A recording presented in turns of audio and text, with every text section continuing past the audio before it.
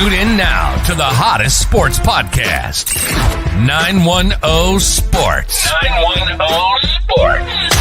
We discuss the latest topics in sports, interview the athletes from all over the country, known and unknown, while spotlighting the youth of today and tomorrow with host Icon E, Mr. Personality Jacob the Great, Crystal, a.k.a. Miss Wildfire, KB the Amazing, and Steve O, a.k.a. Mr. All Everything Georgia.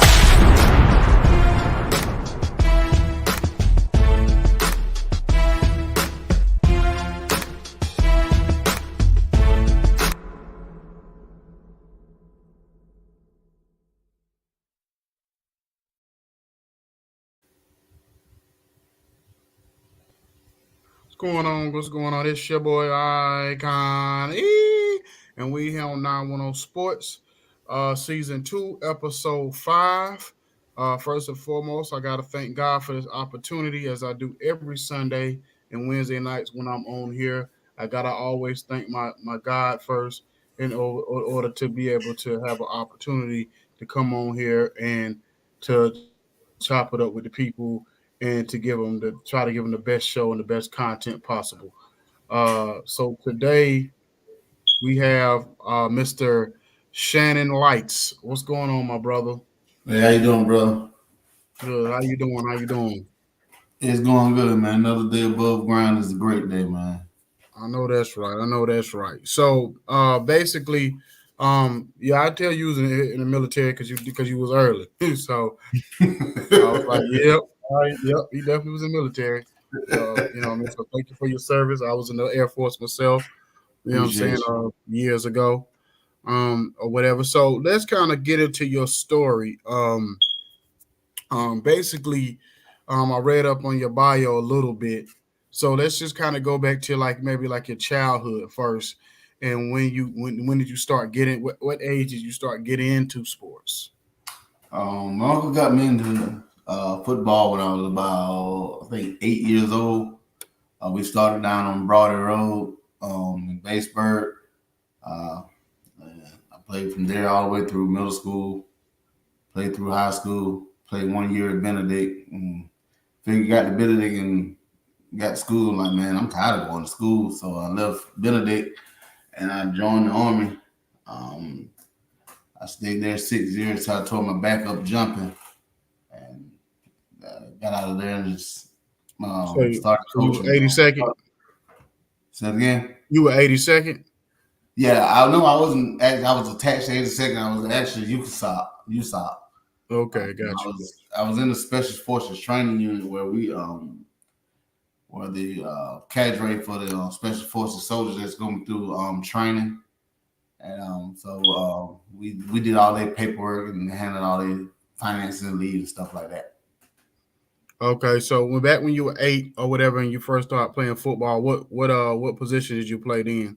I played wide receiver. I think a little bit of running back and quarterback. Okay, so you was kind of fast then. Yeah, I was one of them fast cats. Oh, okay, okay. So I see Hollywood. They call you Hollywood. Oh, yeah. And you out of the South Carolina area. Yeah. Okay, Lee Bates. Where exactly is Lee Bates? Batesburg, Leesville is a little small community in Lexington County. Okay, gotcha. Probably about 20, maybe 30 miles from Columbia. Okay. I think I've been through there a few times.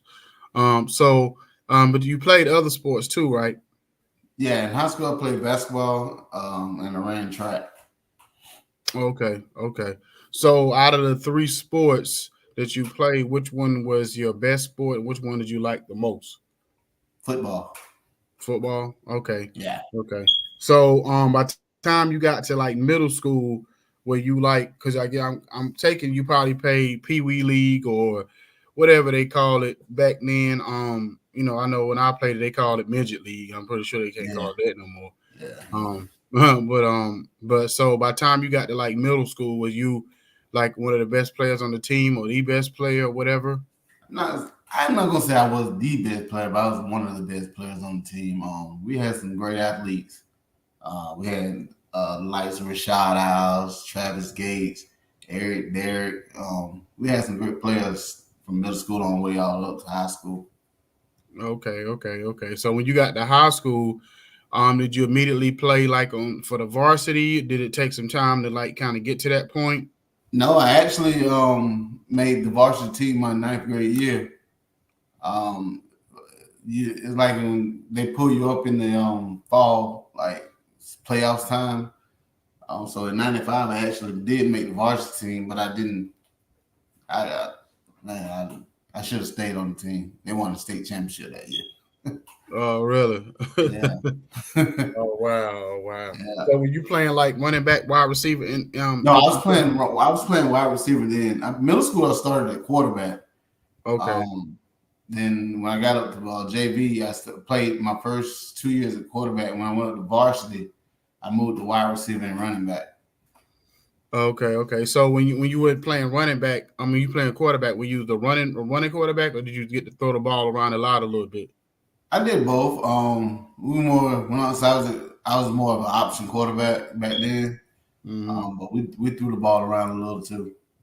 Okay. So basically, high school days, you got there playing football for a little while.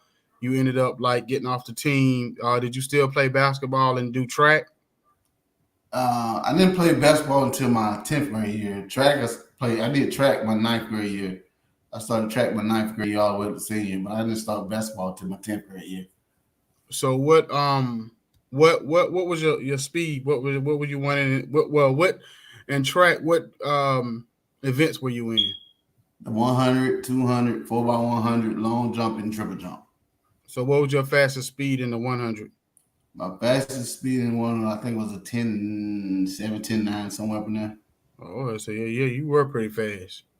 Oh, okay. So basically, did you get any scholarship offers at all in any of the sports? I got scholarship offers in football, and I had one in track. Okay. So was it because the thing about it is I don't know if you know much about like I don't know if you know anything about the show or what we do. Basically, I created this show because of opportunities. Sometimes it's always like a lack of opportunity for Yeah, kids that come from certain cities and certain divisions in football or basketball. Like I say, let's say if you played 1A basketball or you play 1A football or whatever, sometimes those opportunities don't are far and few yeah. between for certain individuals or whatever. So was it because of that? Was it the grades? Was it what do you think contributed to maybe were you not as talented as you thought you was? Like what do you how you look at it? I don't think it was nothing like that. Like I got I got letter offers from schools, but our coach back then he wasn't giving us our offers like he should have. So basically, I just like man, I ain't getting no offers, so I'm just playing off. Then one day, my wide receiver coach brought me in the office. Like, man, look at this stack of offers you got. You playing around? Look at these stack of offers you got. You need to get your head on straight. And then once I saw that, that's when it was kind of like almost too late, but I still got a few. But yeah. Okay, so you could say like when you was in school, you were getting in trouble, or you just not like focusing on your It grades and wasn't stuff. getting in trouble. I just wasn't focusing like I should have been focusing. But yeah, it ain't. I can't blame nobody but myself. Really, at the end of the day.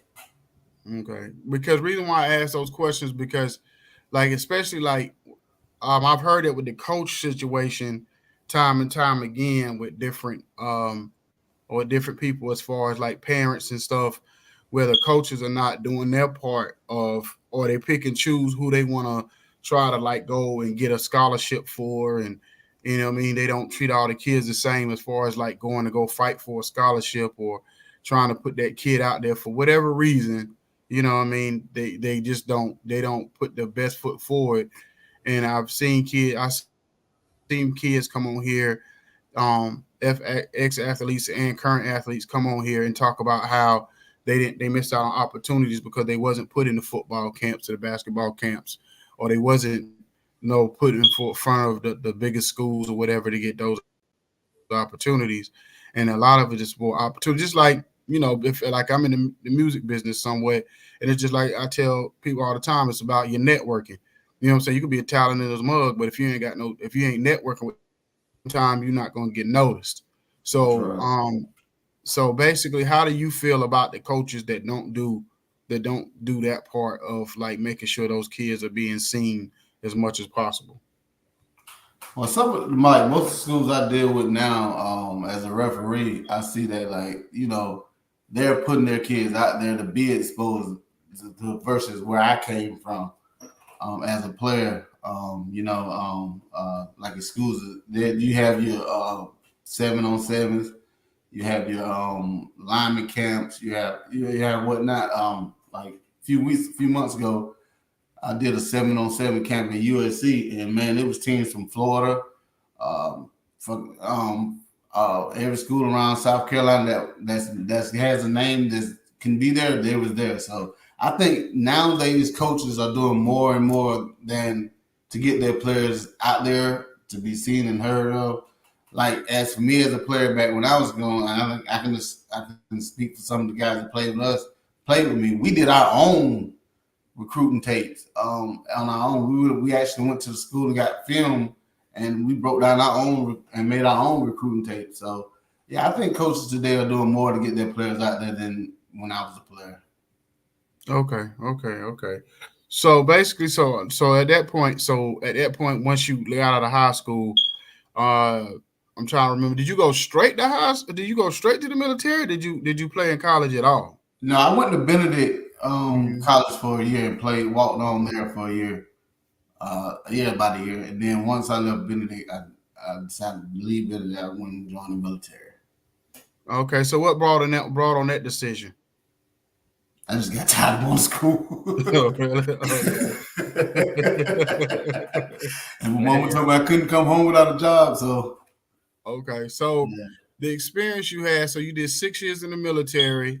You said you was attached to the 82nd, so you was reserve or you was active duty? No, I was active duty, but basically what it is, I was in the unit that we serviced the guys that was coming through that was going to be in the special forces. So it's like they was in school and we was the cadre that kept them on like everything that's going for them. Like we would take Okay, care of like things that their family need outside of the what they can do. Like when they're in school, once they're in school, they're in school. They're in training. They don't have no outside communication with their family until like on the weekends maybe. So they's like in the woods 90% of the time. They're out in the woods or they're in the classroom. So our unit was to handle like all their finance and leave. They handle their finance, their special duty pay. Um, we took care of the cadre that was actually the teaching those students. We took care of them as well. So when I say we was attached to the 82nd, like if 82nd was to deploy, we was going with them. So that would mean that. So when 9/11 hit, when 82nd dipped, we left. okay, got you. So basically, that's what I meant by attached. Okay. Good morning, Jake. What's going on Good, with you? good morning, good morning, good morning. How Good you morning. guys doing? I'm good. How Good, are good, you? good. Pretty good. Yeah, so we kind of like knee deep into it. I don't know how much you heard of the conversation of the interview so far, but we about to get into like more, what kind of got him where he's at now. So Shannon, basically, so you're a referee, you're a coach or whatever. So, well, let's go back for a second with the military part before we get into the coaching part of it.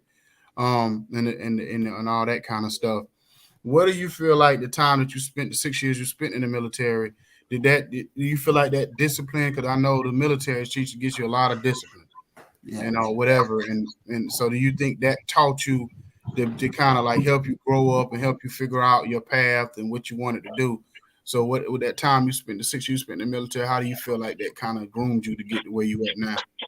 Yeah. When I talk to these kids today, I tell them, man, joining the military, that was the best thing I could do in my life, man. I mean, I was on a path of, I don't know, drinking, smoking, the normal teenage stuff. But when I joined the military, it brought that sense of discipline in my life that I didn't have back coming up.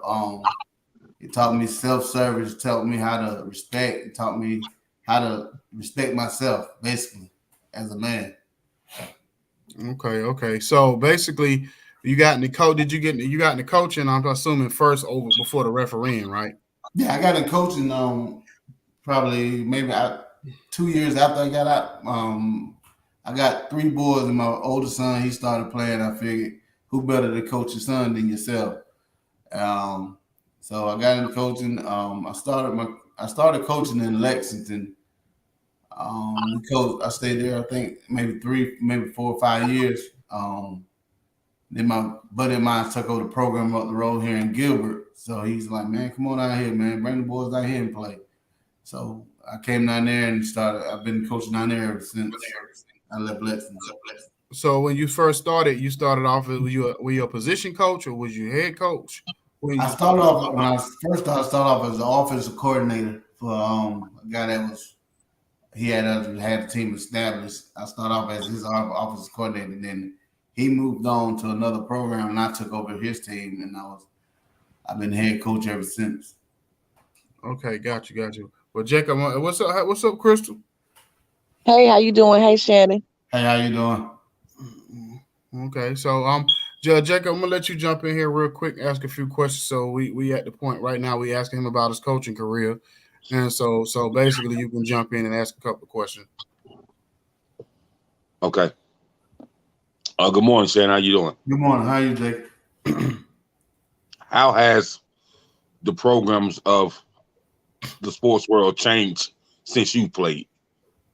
Oh man, it's changed tremendously. I'm guessing starting off with this targeting. You know, back then when I was playing, man, there wasn't no such thing as targeting. So teaching the kids the proper way to tackle, teaching them the proper way to play the game of football, man, it's changed tremendously. Yeah, now I call it a pansy sport because it's not got too soft to be really the way the rules are making it these days. Well, I mean, I have the debate with a lot of people. They said Jacob has it got too soft or has it got more safe? You know, with all the concussions and with all when I was growing up, you could hit the quarterback. Now, I just hear the kids from the high school and middle school level say, "Oh yeah, if you hit the quarterback, you definitely gonna run, and you definitely may not even start that following Friday." You know what I mean? If you hit the quarterback, like they don't really play about hitting that quarterback. But what happens when the quarterback get hit in the games? So I mean, I just don't know. They used to scream at me. Free. Right. My quarterback's a free bait. Hit them. They're gonna get hit in the game. They might well get hit in practice. So. Yeah, man. I can't tell you how many times I had to run for hitting the quarterback in practice. Coach, he got the ball. So I tell the coach, if you had the ball, I'd light you up too. Yeah. Don't have the ball. All right. Get rid of the ball. If you see me coming, throw the ball away. Right. Well, Jacob, before you get too deep into the question on that, because you know me, I'm the one I always play devil advocate a little bit on that. And I agree. I agree with most of what you're saying, but I think and my philosophy, I think about from a coach's philosophy, maybe they do that in practice because if you understand as a kid in practice, I can't hit this quarterback. When you get to the game, the coach already done taught us that if we hit the quarterback or the wrong way or whatever the case may be, we're gonna get penalized. So maybe in the back of the kid's mind, they understanding. You know what I'm saying? When I go back to practice, I'm gonna get drilled for this, not for not, doing what I'm supposed to do in the game, and it can cost us the game. So that I think that may be part of the reason why some coaches maybe do that. But go ahead. Okay, maybe so, but I mean, I mean, you got the ball, then you deserve to get hit. That's point blank period, man. This is football. This is not tiptoe burglar, jump me, double dutch jump rope, man. It's football. This is the gridiron, and so I think it should be that way. Now, as far as coaching, right? What is your favorite offense to run and why? Nah, I don't know who's watching this. I ain't gonna put that out there. But we run a I formation. Um, we run your normal buck sweeps, your 22 dives, your counters. Then we may drop back into the shotgun, but we're not. I'm more of a I formation guy. I mean, that's what grew up in, and that's all I know. Okay, This spread stuff, I don't get into too far. I really like the wing T formation. I hate wing T. That man, I can't stand on wing T. Yeah, man. I like you. I'm gonna tell you why I like it, Where man. you from, man? You Uh-huh. still Bluff? Now I'm from Saluda, man. Yeah. Oh man, that's Yeah. even worse. Yeah. Y'all been Yeah. running I wing like T, that huh? wing T, man. And I'm gonna tell you why I like the wing T. To me, I think the wing T formation really, if it's ran right, it confuses defenses. It does, and it truly does. I don't remember y'all running the wing T when I played y'all though. No, we did. I say Oh, that's okay. offense I like to run.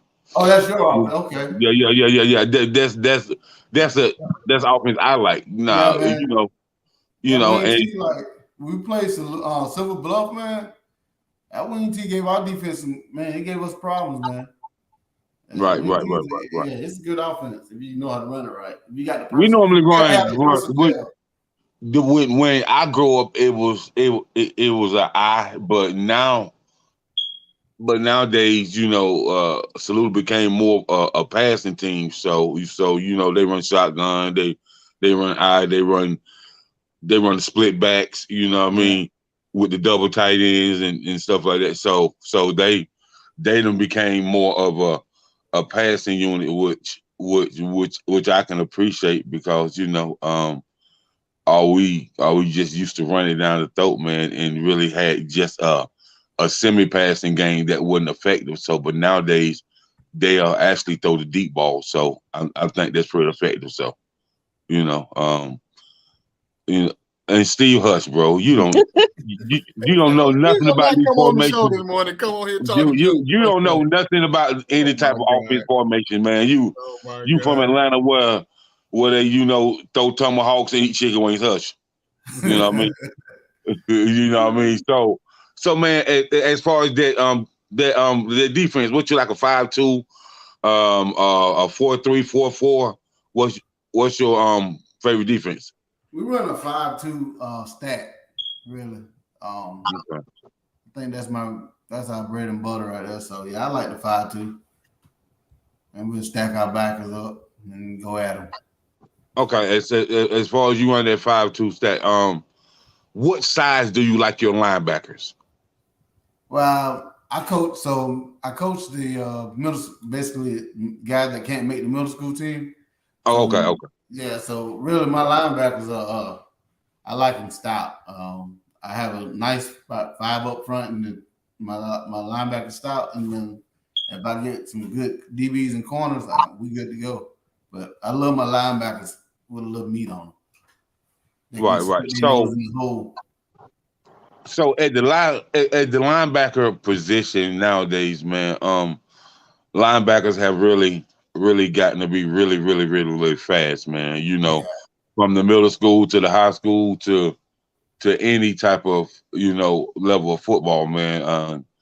And versus the linebackers nowadays that's coming out of college going to the draft. These guys are running like 4.2s and 4.3s and 4.4s. Um, do you feel like the linebacker position is more elite nowadays than it was, a while back? Oh yeah. Yeah. Going back to my days, Travis Gates, Twain Bell, man, those guys, they was from line to corner to sideline, man. Those guys was pretty fast as well. But yeah, I agree with you. The linebacker position nowadays, yeah. I mean, hey, you got linemen running 4.6, 4.4 now, 4.9 and stuff. So yeah, the game is totally changing to where everybody it's a game of speed now. It's not a game of strength and power, it's a game of speed. Okay, and so, man, let's talk about um uh, the opportunities that these children have now. They have crazy opportunities, with social media, with all type of high school max preps, all these high school hub sports, all these different websites and stuff like that. So they have different access to a lot going on, man, and they have tons of scouts at their games. You know what I Oh yeah. mean?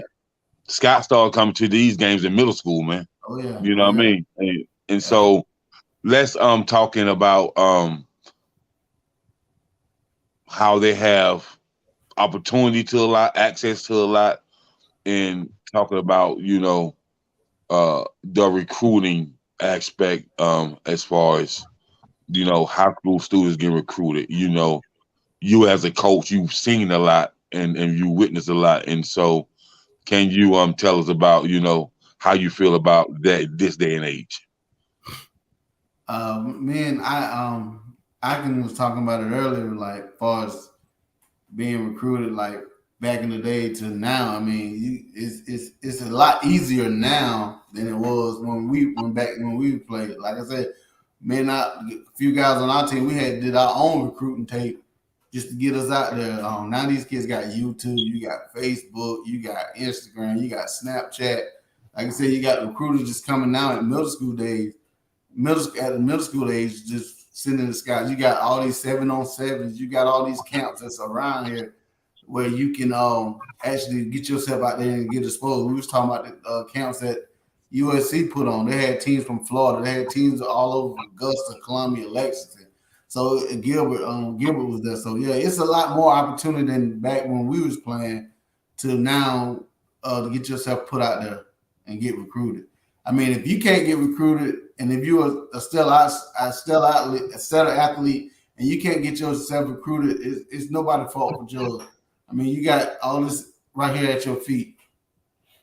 Yeah. So I commend the young man they keep going. I tell them keep going, keep pushing, man, because it's out there for you, man. Yeah. And then if it, like I can tell people back when we was growing up, we didn't really know about how many JUCO colleges was. Man, it's so many JUCO colleges right now, man. Crazy. Man, it's crazy, man. And JUCO is way bigger than people think, man. Man, JUCO, man. Back when we was coming up, we had North Greenville, Georgia Military. I forget some of the others, but now it's so many JUCOs, man. Right now that all you got to do is get your feet in and play 2 years at a JUCO. Man, some D1 school gonna pick you up. This transfer portal now, it's a big thing with this transfer portal, man. I mean, you play 2 years at a JUCO and put your name in this transfer portal. You know where you can land anywhere in the country, man. Right. Yeah, so it's pretty big, man. It's pretty big. So man, coach, man, I just want these guys to understand these opportunities haven't always been there. It hasn't. You know what I mean? And and I think it's up to a lot of parents and a lot of the coaches and just a lot of mentors in the neighborhood to really let these kids understand that it ain't really been there always. So but I'm glad things have changed and over the time, things have advanced and things have excelled. So I just tell you to keep pushing these kids. Back to you, Yeah. Go ahead. Going back to what you were saying, man. I mean, like, if you feel your coach is not pushing you, your coach is not pushing the issue of getting you recruited, you got your platform right here with social media. Go ahead and recruit yourself. Don't wait on your coach. You recruit yourself. My uncle put me out there when I was playing. He put me out there. It wasn't the coaches. It wasn't, like I said, my coaches never gave me my offer letters. I had my wide receiver coach. He was the one that brought me my offer letters. Like, look, this is what you got. You need to get yourself together if you want to, play at the next level. And my uncle took me on recruiting visits. He took me on a couple of recruiting visits. But if your coach is not putting you out there, put yourself out there. Go ahead and get on some of these social media platforms. YouTube, you can be amazed how many coaches out there looking at YouTube, finding athletes, man, looking at social media. So if your coach is not doing it, you do it. Have your parents do it, man. Okay. So Crystal, you got any questions? Yeah. What made you want to be a football coach? My boys, when my boys started playing, my oldest son started playing. I figured who's better to coach him than me. And I've been coaching ever since. And my last one going through the program right now. So I coached all three of my boys. My oldest two in middle school. Excuse me, my middle boy, he just got his last year with me. This was last year, and he's going to the middle school this year. But they have where we from. You have a 7th grade team and an 8th grade team. So they moved him up to the 8th grade team with his older brother. So I think I'm doing something good. Oh, so you the down south LeVar Ball then, huh? Yeah, I'm trying to be. I don't think I'm gonna be as crazy as he is, but yeah. Go ahead, Okay. Chris. What aspect of football do you get most excited about? Oh man, the most aspect I think just seeing these kids, the look on these kids' face, just having fun. Yeah, I want to win. At the end of the day, it's about these kids having fun, man. They're only 11 and 12. They're not They're not at the age of being a superstar or super athlete yet. So it's at the end of the day, seeing our kid come to you like, Coach, man, I did that drill and I couldn't do it at the beginning of the year. Stuff like that. That's what gets the aspect of the game I love. Okay. Okay, back to you, Icon. Okay, so saying that, what do you feel like your importance is as of being a father, a mentor, being a coach? Because I know as a coach, you got to be all those things. You got to be the doggone dang near the pastor to some of these kids. You got to be the psychiatrist. You got to be all of that. You know what I mean? Especially when you're dealing with kids in the Black community. You got to be a lot, a lot of them don't have father figures or whatever, don't have nobody around. So when they come to you every day, they almost look at you like, that you're their dad in some cases. So what do you feel like the importance of grooming these kids early on? Because you get them at that age where almost like the most important age is that probably 10 to 13, 14 years old. So what do you feel like your role is in all of that? And I try to be that person I try to be that father figure. I try to be that person that if you need to talk, you can come talk to me. If you need help, just let me know. If you need help with some schoolwork, whatever it is, if you need me, I'm there. I'm just know that I'm there. You can call me. My kids have my phone number. They have my cell phone number. So if they want to talk, they can call me. They can get their parents' phone. They can call me or whatever it is. So I'm there for them. But I have to tell them I still have a family on the side. So, but at the end of the day, I'm still there for you. Okay, so in your experience of coaching and dealing with these kids, do you have a lot of time with the parents that come to you and like, man, little Johnny getting out of control? I need for you to talk to him, or and we had a guy on yesterday, Coach Jeter, and we was talking about mental health and social issues with your kids. So have you dealt with that with any of your kids over the years of dealing with the mental health and the social issues, and you had to pull them to the side and say, look, you know what I mean, this, that, and the third? Yeah, not so much of the mental health issue.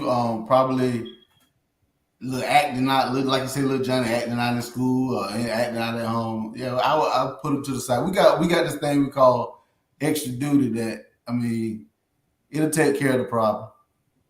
Okay. I feel. Yeah, we won't put that too much out there, who be watching. Folks be out there, scheming on you. But anyway, I feel what you're saying. So Jacob, you got any what you got? I know you got some more. Extra duty, huh? Well, it really sounds like something that kids don't want to get involved with because extra duty can mean a number of things with you being in the military before.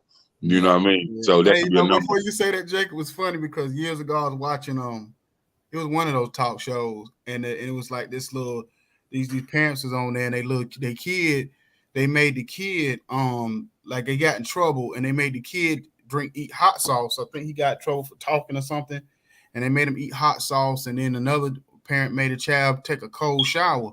And I remember being on Facebook and like debating with people about it being child abuse. And I'm like, hold on, you gonna tell me making a kid eat hot sauce or because they've had a foul mouth or they was talking back or taking a cold shower is child abuse? I said, well, some of y'all ain't been through. And these were people I had grew up with, some of the people I like knew that grew up in my same era. And I was like, really, are you serious right now? It's like, you know what we went through, some of the kids was borderline. Like, if you think about some stuff we went through could have been considered abuse, with the switches and the whole thing. My mama beat me with a pair of jeans, and beat me with everything she could pick up, you know what I'm saying, or whatever. So, and I know the stories of a lot of my friends like that. So, my mama grabbed me up by my neck. She was 5'3" when I was in like middle school, and I got in trouble. She grabbed me, and I didn't know this little woman could do that. But they said, God to give that mother type, that spiritual strength that you don't know nothing about. She grabbed me up by my neck on the refrigerator and told me I better get straight. I better tighten up. So you say that spiritual strength, huh? Yeah, because I don't know what else to call it. A woman 5'3", you know what I'm saying? As them good old church folks say on Sunday morning, wow. Hey, that mama get that strength. You don't know where it came from. Yeah, man. You up so quick. And you're right. I'm just like, so I'm just like when people when you say the extra duty, and then some people say or frown down on it, because even college they took away the what you call it, the hazing. You know what I mean? That became an issue. They took that away. So it's like you can't have anything that's going to try to make a kid tougher anymore. If you're not being easy and cool on them and whatever, it's like you abusing them. But go ahead. I just wanted to rant for a second. You know what I'm saying? Yeah, I ain't never wrong with that, man. But yeah, man. Back to what you were saying. That can mean a number of things with you being in the military, and so we don't really know what type of discipline a military person have when, especially with them being on the coaching end. That's kind of like other coach might pull you to the side, man. You need to do what you're supposed to do because you definitely don't want to get coach like that after you. That ain't gonna be good. So, man, go ahead and do what you need to do. So besides that, coach, man, what do you feel about female football coaches, and do you see, the school system bringing in, a female offensive coordinator, female defensive coordinator, or even a female head coach as far as the middle school and high school sports? I'm trying to think. I think I have, as a official, I have been to a school where she's not a coordinator, but there is a female Northside Christian in North Augusta. They have a female on their staff as I think she's a wide receiver coach or something like that. Mm-hmm. But I think you're gonna see more and more of that it's coming along. It's gonna come along real soon. You're gonna see more females with roles. You're gonna see more females with head coaching jobs in football. And I mean, I'm not gonna knock them. They can do it. Then more power to them. Right. I ain't got no problem with it, man. If they know the game and they know the game, they can call it. And they can get these players in tune with their teachings and what they have going on as far as to making them better, get them to the next level. Okay, hey man, do it, man. Do your thing. Yeah, I ain't got no problem with it. Do your thing, man. They can get them to buy in, and it's on. That's all you got to do. Just get them to buy in.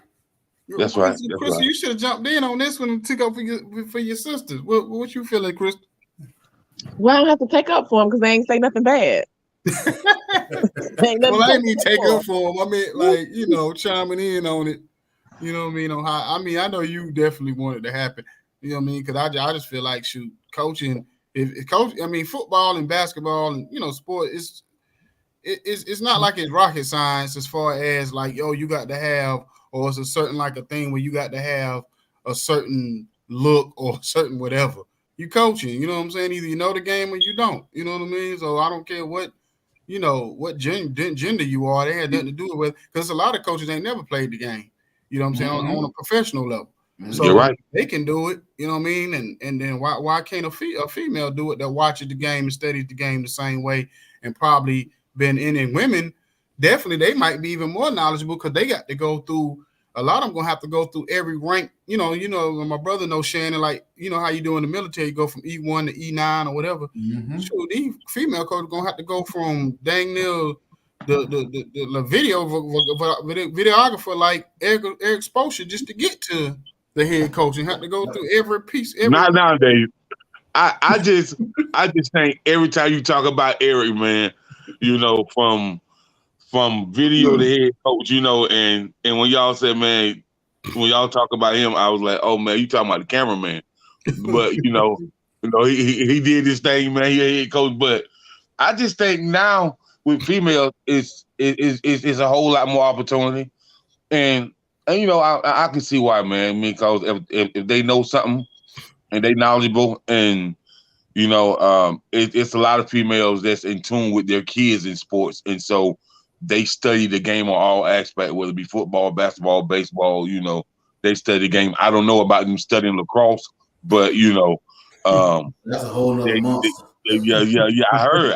I was watching something on ESPN the other day, man. Yeah, I mean, you know, I salute the people that do lacrosse, but you know, I know that it was never for me. You know, I used to wonder when people like, man, my son played lacrosse. I'd be like, I ain't gonna front with you, coach.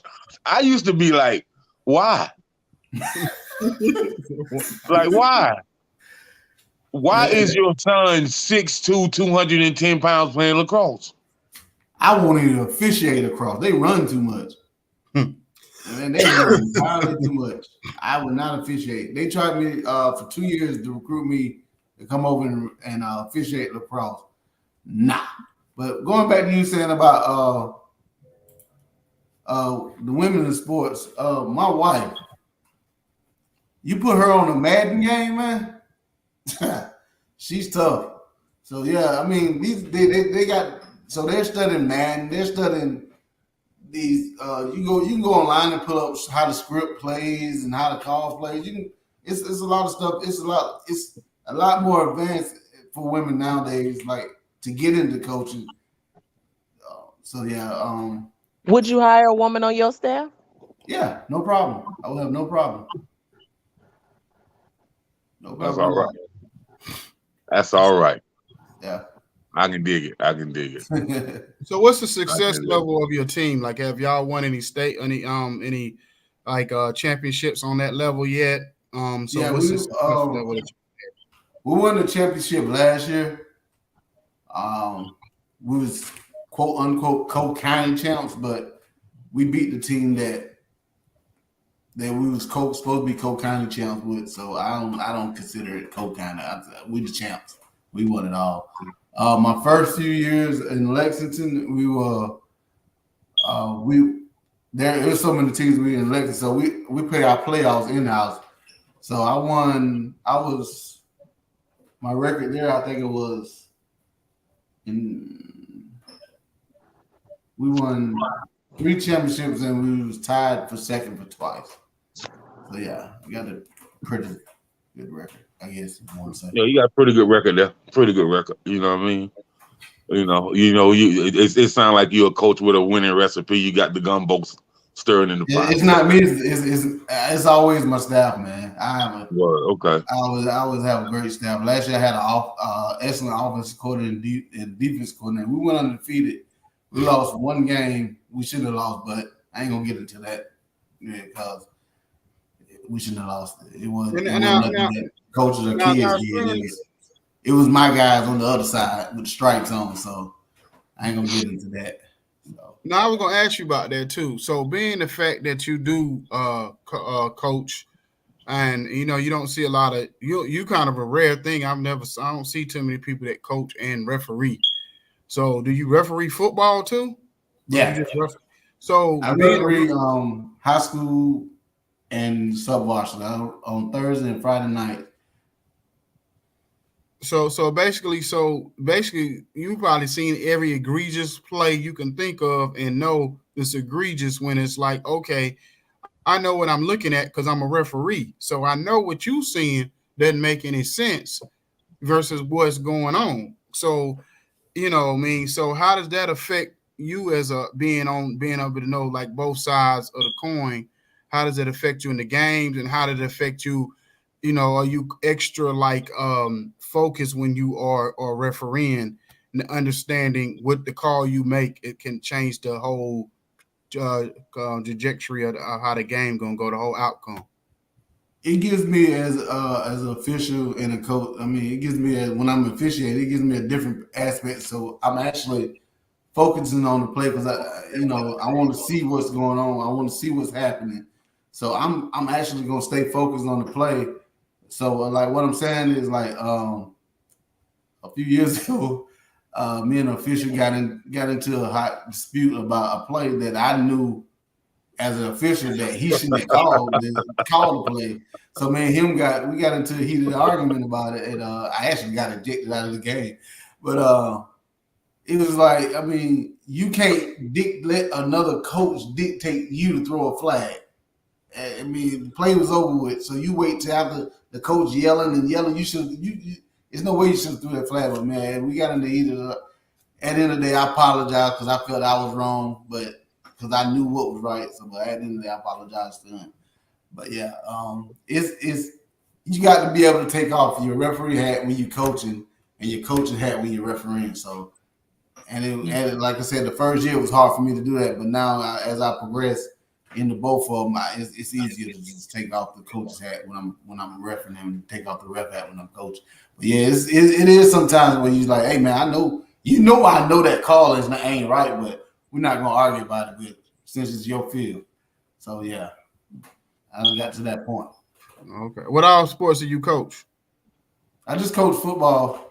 I used to coach basketball. I meant to say referee. I'm sorry. I ain't mean to say coach. Oh, I referee football and basketball.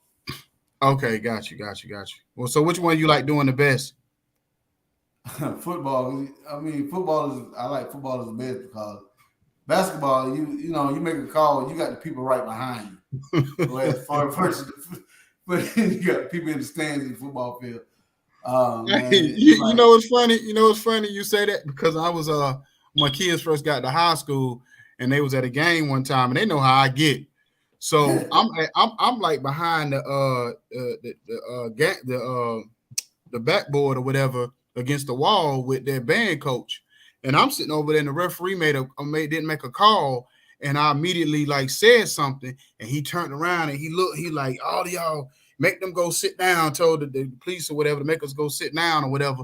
And I'm like, well, dang, I said, it got that bad where you can't even talk junk to the referees no more. Like, it's bad. It's bad. It's bad, bro. I didn't got put out of games before, bro.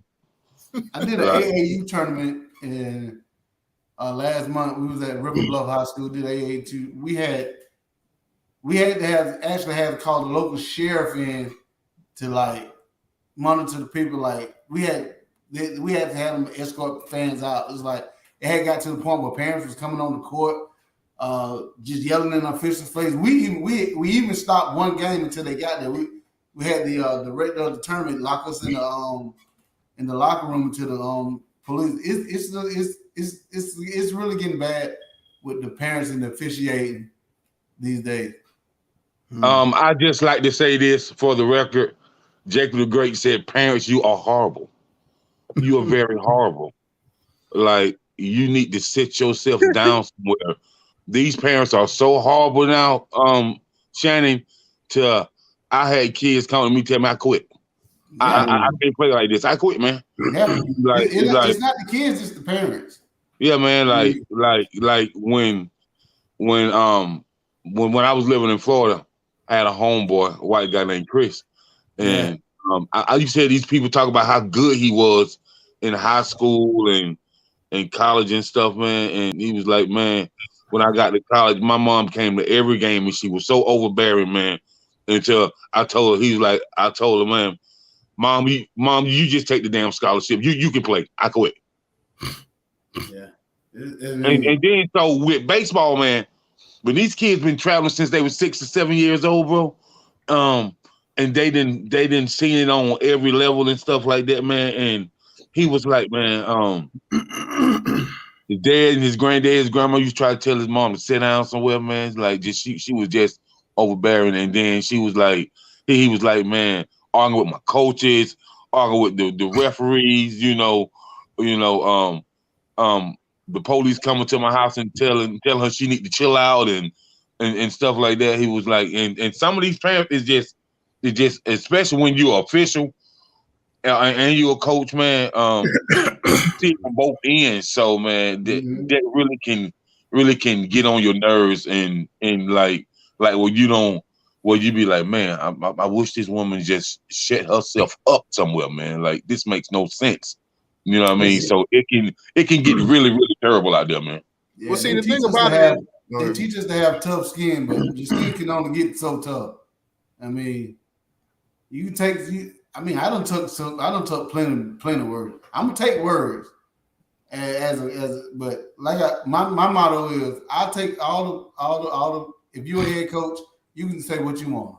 Boom, I ain't gonna say much to you. But I'm not taking one word from an assistant coach. Not at all. If you're an assistant coach, you got something to say to me. I mean, I'm gonna tell you to sit down, first of all, because I ain't got to listen to you. But I will listen to you. But then if you keep going on, I'm gonna tee you up. You go. Now, I would say this. I think it's a way, like from the parents to even the coaches, that you can have a respectable conversation. Let's just say I'm at the game. I'll be like, man, come on, because at the end of the day, you a grown man. It's like I'm a grown man. Or a grown woman or whatever. I'm gonna say, Shannon, come on, you seen that call or whatever. Like, you man, call that, Shannon. Dang, what you missing? You ain't see that? Like, you know what I'm saying? I ain't gonna call you out your name and all that, but I may say, like, come on, man, you seen that call, and then I might even say something to make we even laugh about it a little bit, where it become where it ain't me at you personally. It's more because I'm passionate about what I'm watching or whatever, and I just want you like, you seen that, you know what I'm saying, or whatever. So I may say something like that. So the Steve, no, I'm not about to call nobody no blind MFer. You know what I'm saying? I ain't doing all that. You know what I'm saying? Yeah, my daughter, she plays basketball and but it ain't me at the basketball game. That'd be my wife. And then like she be like, come on, Rev. Come on, my husband to make a better call than that. Come on, Rev, I can see it. You see that, stuff like that. And they'll look back and see me sitting beside, and then they'll just start laughing, and they'll blush her off, stuff like that. But yeah, you get some parents to be out there blaming you. You seen that call. You get that. And like I say, that game we had up in Riverville, it was wild. Now you in South Carolina. So I already know. Have you got the N-word thrown at you? Oh man, plenty of time. Plenty of time. But like I said, they train. Our district 5 is well, man, and our directors make sure we have the proper and extensive training. When those types of things happen, they're like, oh man, that's a mad fan. Just brush it off, But down deep inside, I wish I knew who said that. So, you want to go? You want to do a round on test, boy? Exactly. We from the small town, so I'm gonna see you later on at the grocery store. Exactly. So we train pretty good down here. Jake, I'll probably see you in Saluda this year, man. yeah, for sure. And then, man, me myself, man, I mean, that's a bit much. So, a lot of times when people are using derogatory terms and stuff like that, man, you just don't have in the back of your mind. Okay, I got my homeboy Ray right there in the corner just watching. See, and all Ray gonna do is all he gonna do is nod his head. Yeah. That way we can't let you ever. You've been had somebody come up missing after the game. No, not just talk to him a little bit. Just talk to him a little bit, man. Just show him just a little bit of respect, man. That's all. Ain't nothing like that. Just talk to him, man. Cause some people, man, when they hear it coming from somebody else about ease up on the ref, they really sit themselves down somewhere. It's seen it happen too many times. Yeah. You know what I mean? So my thing is, I mean, if you love sports though, and you think you know the calling, I tell them if you can call better than me, call me, man. I hook you up how you can register it. I can get you registered. I can get you hooked up to be a referee. If you think you can do it better than me, at the end of the day, come on. We recruiting. We need help. So they always, man. They always need refs. They always need coaches. It's never enough for them. Ever.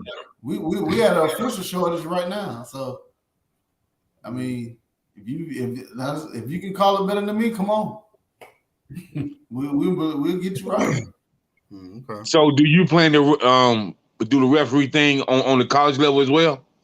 Yeah. See, our director, he's an ACC official. Okay.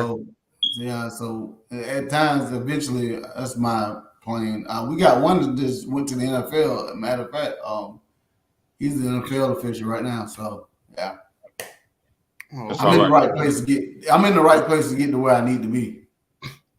Okay. That's right. What about the coaching side of things? Of what's your ultimate goal on the coaching side? It was just for your boys, or do you feel like you can take this to the next level? I thought about that over the years. I said when I talked to I was talking to my wife the other night about it. I said, this is my last one in that is going through the program. So do you think I need to get out? She was like, no. I mean, you make a difference in these kids' lives every day. So it's something that you're good at. So I think you need, I think as I was staying for a while, I don't know how long I'm going to stay, but I'm going to stay coaching for a little while. Okay. So are you going to go to the next level? Teach one of them regional. As far as a higher level, like the collegiate level, have you ever thought about that? As coaching? Yes. Nah. No. Okay. I think if I do, the highest I go would be the high school level. Okay then. Just because I mean, with the schedule of coaching in the college, I'm a family man, so basically it's like I got a 6-month-old, so I mean. Okay, yeah. You ain't going nowhere. Nowhere. Nah, you can't do that, bro. I'm a Cowboy fan. Oh, yes, I knew he was gonna say that. Why? Yes, sir. That's what I'm talking about. That's what I'm talking about. Yes, sir. Yes, sir. Because I was gonna say if he say Cowboys, well, you was doing good. We're gonna end this interview early. Crystal, don't you do that? Shannon, he was doing so good. He was doing so good. I could see us having a beer together. You invite to the cookouts, and then yeah, but man, salute. It's okay, man. Crystal knows she's the only New England fan in the state of South Carolina. Wow. Here at the bottom. We already got to deal with this fool in football season. Now we got. Oh yeah. You gonna deal with it. Oh my God, y'all everywhere. Oh my goodness, this is terrible. Yeah, man. Well. Oh Lord, Hammer. So well.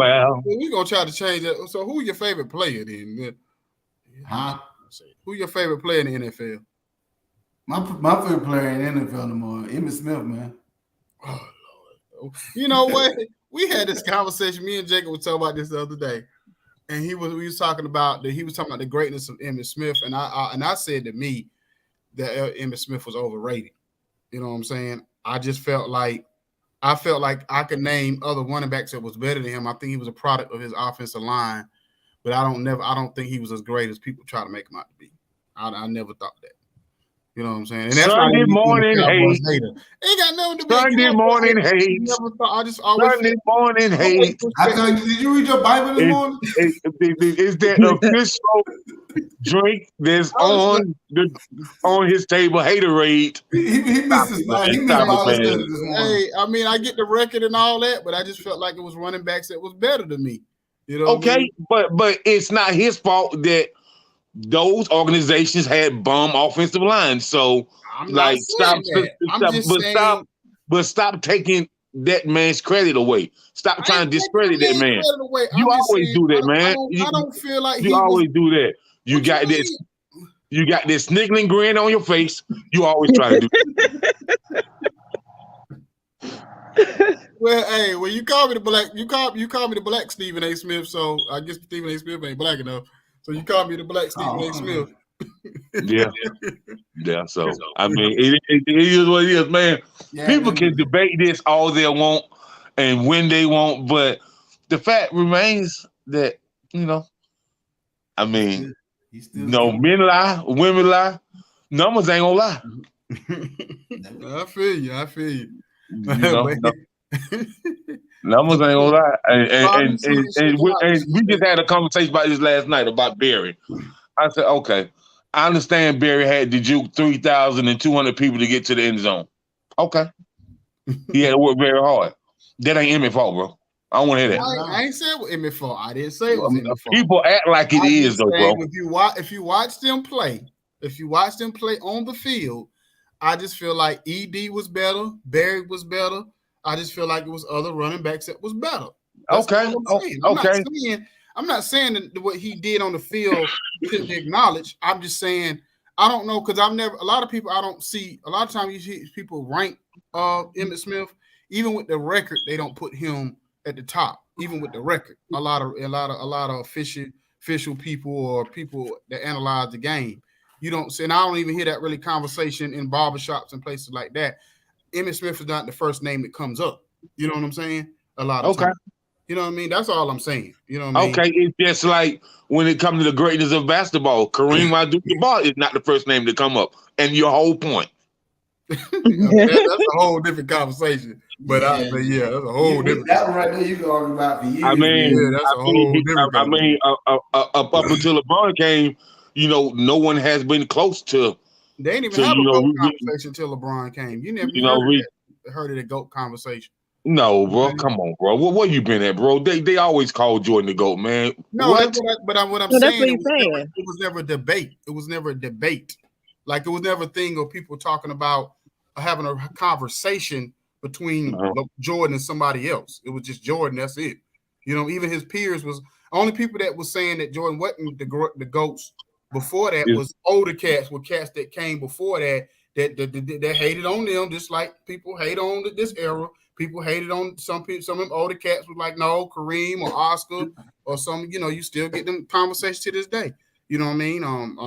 If you hear Kareem ain't gonna tell you. He ain't gonna tell you Jordan. He gonna say somebody else. And cats before that will tell you somebody else. They're not gonna necessarily say Jordan. But I just want to say the older cat had the smallest full court I ever seen in my life, though, man. He said the smallest full court. I'm just saying, bro. They full court look small, bro. They had a 3/4 court, a 3 and 4, a 3/4 court. Yeah, man. They full court look small, man. And then, man, a lot of those cats like Wilt and Bill, like if you look at the other cats on the court, they was the Giants, and so but you can't take that away from Bill Russell and cats like Wilt and stuff like that, man. So a lot of people in this GOAT conversation, man. I think that it's always gonna be a debate about LeBron and Jordan, who's the GOAT and why. You know what I'm saying? Let me ask you this. This is a debate we had at work the other day. Do you think LeBron can play in the bad boy era? Yeah. I don't know about that, bro. I don't know about that, bro. Yeah. People only say that because he's big. That's the only reason they say that. No, I wouldn't say that. I think mentally he could adapt to it. He's smart. He ain't tough though, man. What? And that's what we were saying. I don't think he's tough. Listen, man, I like him, man, but for him to be 6'9", 280, he cried by a lot of fouls now. Well, just because you complain don't mean that you're not tough, though. Because Jordan complained more than anybody. They did documentaries on how much Jordan complained. They actually done documentaries on Jordan. So basically, I don't think complaining. I think people misconstrued complaining I and just, toughness I as just, I just don't think with the kind of generation he grew up in, that bad boy era, the New York Knicks, you know, it was a lot of tough teams out there back in those days, man. You know, a Yeah, lot of teams that played, hard nosed defense. Yeah. Yeah, but if you asking him to play in that era, then you're saying that's what he grew up with too. So what would make you think he couldn't do it? If No, I Charles just don't Oakley think can so. do it, what would make you think LeBron can't do it? If who went out? If Charles Oakley does it, Bill Laimbeer does it, because they grew up in that, why would you think LeBron wouldn't be able to do it? Okay, I'm gonna leave that alone, man. Go ahead and try to give the younger generation all these accolades, Crystal. Man, get out of here, man. Shut the front door. What do you mean? Get out of here, man. This is the softest generation ever, man. But see, that's not the product athletes' of the fault, environment. They're a product of the environment. The athletes are soft too. But so Yeah, you gonna tell me you're just gonna play to the environment that they're in. Like if That's me not- crying for a call gives me a call, I'm gonna cry for the call. Right? Nah, man. These athletes are soft these days, man. And this is the softest NBA I ever seen in my life, man. But why are they soft though? They're not soft just because of them being soft. Some of the soft is because of the rules that the NFL and NBA put in place. So if I'm like Crystal said, if I'm gonna put certain rules and regulations in the game, I'm gonna take advantage of those rules and regulations. But I don't think just because LeBron James cries whatever, because Draymond Green cries more than anybody. Like he throws temper tantrums on the court. You know what I mean? The whole 9 yards. So I think if you had social media back then, if you had social media back in the 80s, most of them cats wouldn't have made it through the league. Because most of them cats got kicked out off of their personal life, off of their private life. They would have got kicked out the league. Some of them cats back in the day. Hey, Steve, I just want you to hush, Steve, because this conversation have nothing to do with you, man. You know, we're not talking about in your era, the Muppet Baby era. You know what I mean? Where y'all cry about everything, pacified baby wipes. You know, grown men with baby wipes and sucking on Imprimil, man. Like y'all, your generation cry about everything, man. Now, I'm gonna give him one. I want to say this before we get up out. Well, before we in the interview or whatever, because I got a couple more questions with Shannon. But I do want to give LeBron the accolade of this when it comes to business. Well, what he did this past week was crazy. So y'all know he patented or copyrighted Shut Up and Dribble. So I'm like, I tell people all the time, I say LeBron is playing chess while y'all fools out here playing checkers. That's true. He's a great businessman. He's a great businessman. I said for him to understand that whole, because think about this from this standpoint. It was basically a racist white woman who said this on Fox or whatever said this. So now anytime somebody even want to use that word, that connotation or whatever towards a black athlete or whatever the case may be, LeBron gonna get a check. So now I'm gonna take the power out of your hand and put it in my hand. You know what I'm saying? So and he was the one person that thought about, okay, since you're gonna try to use that against the athlete, I'm gonna make you pay me for it. It's just like when I heard them say that LeBron, he was saying that the Celtics was the most racist team in basketball, but he's in a what you call it, a ownership groups that own the Boston Red Sox. And I said, well, if you think about it, y'all saying it's contradictory. I said, no, think about it, it's smart. Because now if you own a team that's just say you own a team that's racist, if people want to watch this game that's racist, they got to pay you to do it. Exactly. You know what I'm saying? So now do you agree with what he said about Boston? I don't know if I do. Yeah, I do. I've been to Massachusetts. I hate going to Boston. I've been to Massachusetts too, bro. Yeah. You know, I've been all through Boston, Roxbury, Massachusetts, all that, bro. So, but I think it's hard to not think he's telling the truth based on what all the other fans throughout, from football to baseball and basketball, what all of them have said. So like there has to be, it may not be the most racist, but it has to be some element of truth to what he's saying because too many players say it. Yeah. Like across different sports, all of them say the same thing about Boston. And it's going all the way back to Bill Russell days. Bill Russell had to deal with racism, and he played for the team. You know what I'm saying, or whatever. So this goes back a long time. But isn't the whole America the same when it comes to that to a certain extent? If you want to be technical about it.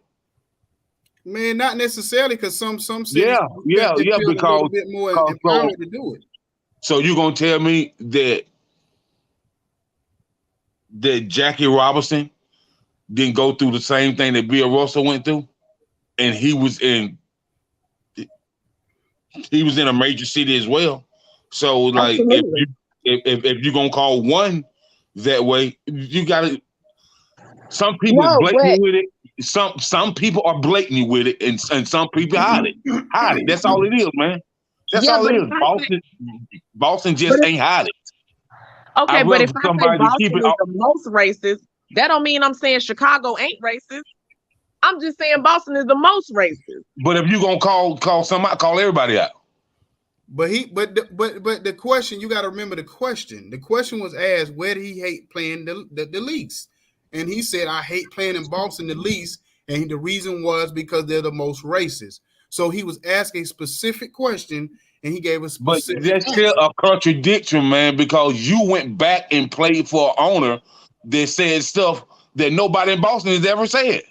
But that ain't got nothing to do with fans. With race, it wasn't about race. It was about his game. It wasn't about race. It was about race with the owner in Cleveland, man. Are you crazy? What did he say that was racist? What didn't he say that was racist, man? I don't remember him saying anything racist. You have to. Okay. I just remember him talking about his game, but I don't remember him saying nothing racist. You know what I'm saying? I just remember him talking about how LeBron quit on him, but I don't remember him saying that said anything that was on a racial standpoint. Now, you know what I'm saying? What Phil Jackson? What he said was more racist than what said. He said he walked around here with this. You just go look at what the owner said, bro. You just go back and look at it. I mean, I get you, but yeah. Anyway, man, we can get back to the interview, man. So she can't. You know what I'm saying? So, yeah, Shannon. So basically, man, I first of all, I want to thank you for coming on this morning. Thank you, man. Whatever, and being able to kind of enlighten us on, especially you come with a different element than everybody else as far as being able to referee the game and to be able to coach the game. Especially, I'm from a small town myself in North Carolina, so I know that can be kind of difficult at times to be able to do both in a small city, because everybody can run up on you in the grocery store or somewhere at the gas station like, man, Shannon, that call last night, it was some BS. You know what I'm saying, or whatever. So, especially with these parents, they get so embedded into the games that that they kind of sometimes forget that the child is out there playing and the child is watching. You know what I mean, or whatever. And I think that's the biggest thing, or whatever. So, definitely. Oh, okay, little baby. Okay. Okay, that's what's up. So any shout outs or anything you want to give before we let you go? Nah, man, I just appreciate you guys having me on this morning, man. Okay, man. All right, so I appreciate it, you coming on, and I know that Jacob probably gonna walk up on you in one of the games, and so we all play against each other, whatever, and give you a hard time or whatever. But if there's anything you need from us or anything you want to promote or market that you got going on with the kids and all that kind of stuff, don't be hesitate to let us know if y'all got an event coming up or something. You know what I mean? Don't be hesitate to reach out to us and let us know what's going on with you. I appreciate it. All right, man, my man. You have a blessing, a good morning. You too. All right. So getting back to this now. So what I was saying was, at the end of the day, when he was saying that basically that he was saying the most racist was Boston, because even in the Jackie Robinson days, you know what I'm saying, everybody used to come at him the same, because back then, if you call somebody a nigga in the street or whatever on a regular basis as a white man or a white woman, nothing was gonna happen to you back in those days. So I think that in those times it was free game for you to be called a nigga or a coon or a monkey or whatever, no matter where you. But see, I don't understand about Boston. If you know anything about Boston sports, whether it be New England, whether it be the Red Sox, whether it be the Celtics, they are a certain type of way about their team. It's like total chaos and pandemonium when you go to Boston. It's like no holds barred. So they have always been like that from the beginning of the time, bro. Like ain't nothing changed about how they feel about their sports team. You know what I mean? And so yeah, it's a very hostile environment. You know what I mean? Very hostile environment. And yeah, you may go through some things in Boston that you don't go through when you go to other cities. But that's just how they always been, bro. Okay, so then it's okay for you to call them racist then. If that's how they are, then that's what it is. Okay. You know? And you gotta think that was his biggest rivalry too. Like, and LeBron had in his career, the Cleveland-Boston rivalry. I ain't gonna say Cleveland-Boston. The LeBron versus the Boston rivalry was his biggest rivalry that he had during the time that he was playing.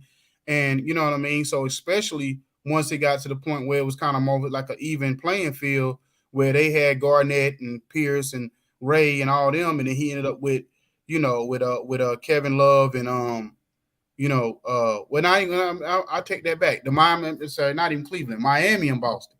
When he had Bosh and Wade, when it kind of became an even playing field. You know what I'm saying? I think those moments even ramped it up even more. You know what I'm saying? So I think to me, and I've been, of course, I've been all over the country.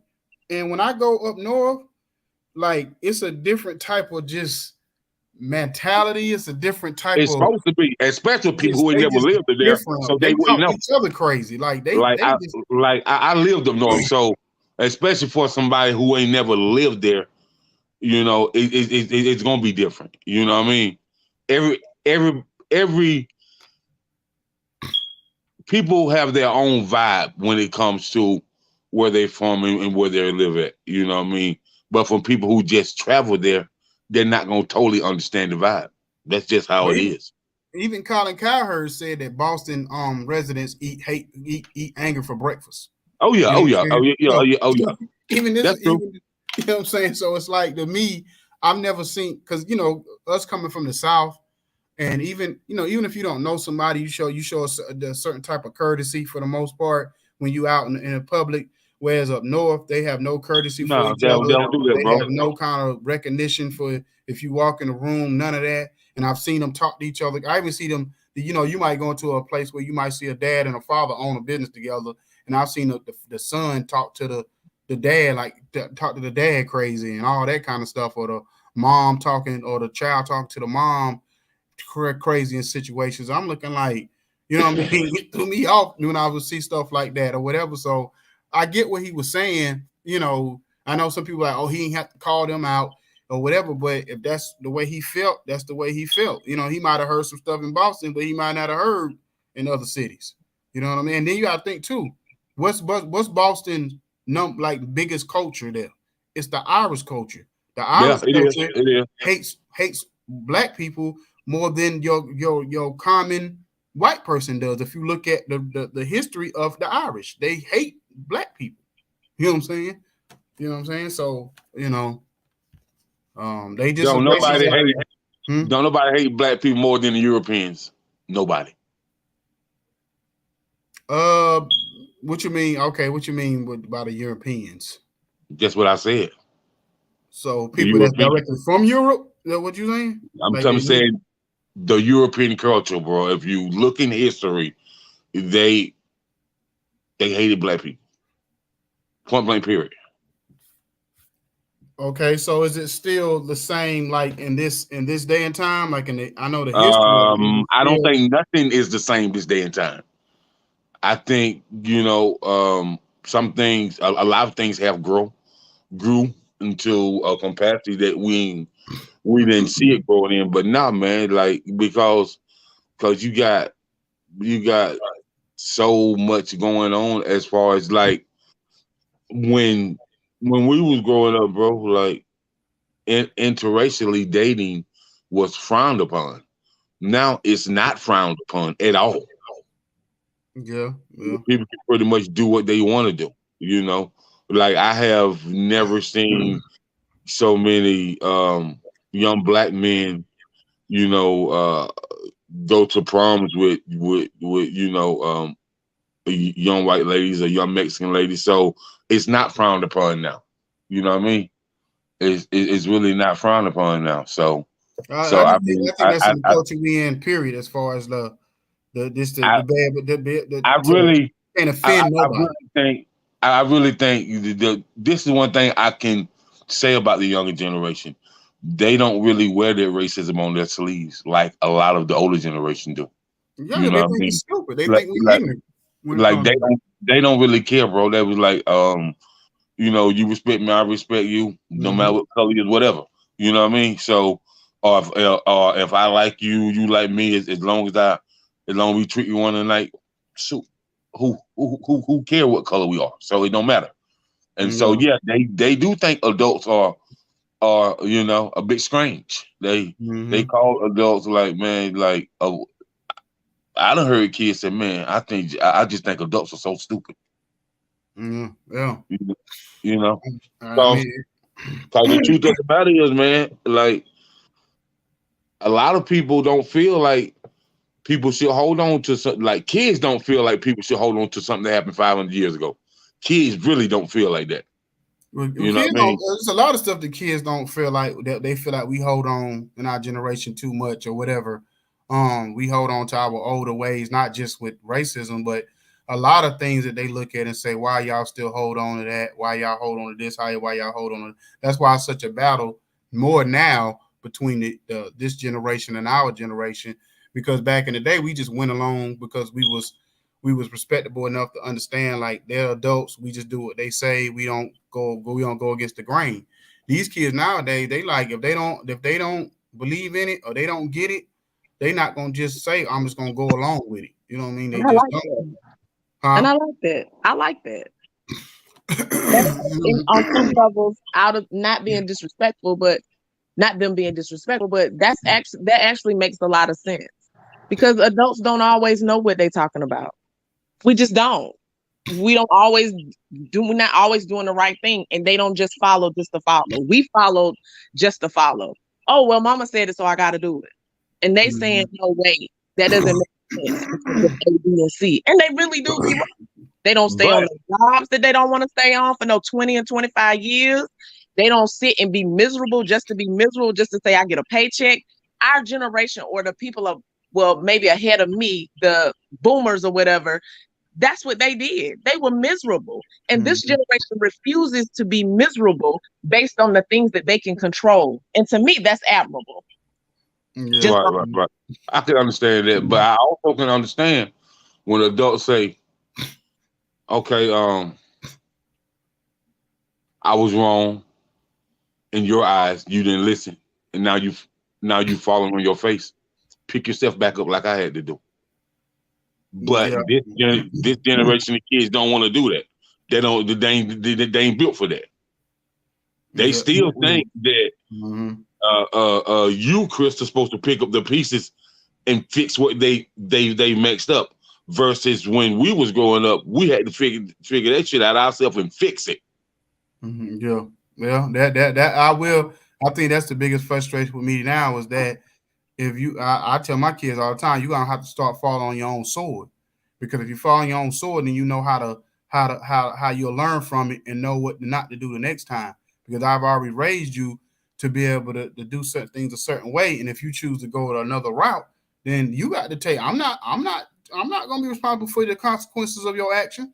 I'm just not gonna do it. And then another thing I could tell where there's lack of father figures in the home is because, you know, and my daughter gonna hate that I even brought this up, but when young men come to the house and I tell my daughter, I say, look, whether you dating them, you going out with them or whatever, if a young man comes by the house, they got to come in the house and they got to at least introduce themselves. So I know I put a name with the face if something happens or whatever. You know, I don't even care if it's a car accident or anything could happen where I know, okay, if the police come by or I got to go to the police, okay, this is what the guy looked like, this is what they was driving, blah, blah, blah, this, that, and the third. And I'm like, these guys, it's a shame I had to tell a couple of guys, like, look, you know, when you come to my house, you come inside to speak. You don't just pull up in my yard and then think my daughter gonna run out there and jump in the car and go. And I said, so I know there's lack of father figures when it comes to that, because the last young man, it kind of was funny because I'm sitting there and I'm like, I don't even want to have a full conversation with these guys no more, because I'm like, you know what I mean? My daughter, I'm like, I know she's still going through her, her dating stage. So I'm like, I ain't trying to do all that, be buddy with all of them or whatever, or even go through all that. So what I did was the guy come in the house and he walks up to me and he says, he shakes my hand and he says, that enough? And I'm looking like, first of all, I'm looking in my mind, I'm the one that kind of makes that decision on if, you can go now, you know what I mean? Versus you coming to my house and you saying, is that enough? And then I made a joke, but I'll be serious at the same time. I said, so I just want to see your face. So if something happened, I know who I need to kill. You know what I'm saying? So he was like, oh, well, when you shoot, and he pointed at his forehead like, well, he aim for this. And then he walked off like, kind of like he was trying to make a joke. And then my daughter comes back in the house and she said, what you feel? I said, I don't like him. You're like, what you mean? I said, I don't like that arrogancy. You don't come in my house and then you don't say Mr. Jones or nothing. You come in my house, what's up, boss? What's up, boss? What? No, because that's not, you don't mean it in the way you said it. You mean it like boss, like if you just, when you call it home, what's up, my man, or what's up, saying it like that. I could tell the way he said it. That's the kind of way he kind of brought it to me. And I was like, no, I don't like him. You know what I'm saying? I knew. I don't like that either.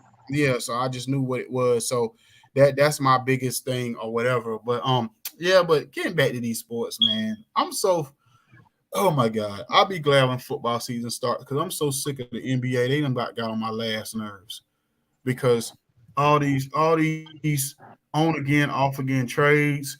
I think more so, I don't even know if you blame the players or the GMs, all this crybaby in this. And I'm telling Jacob this yesterday.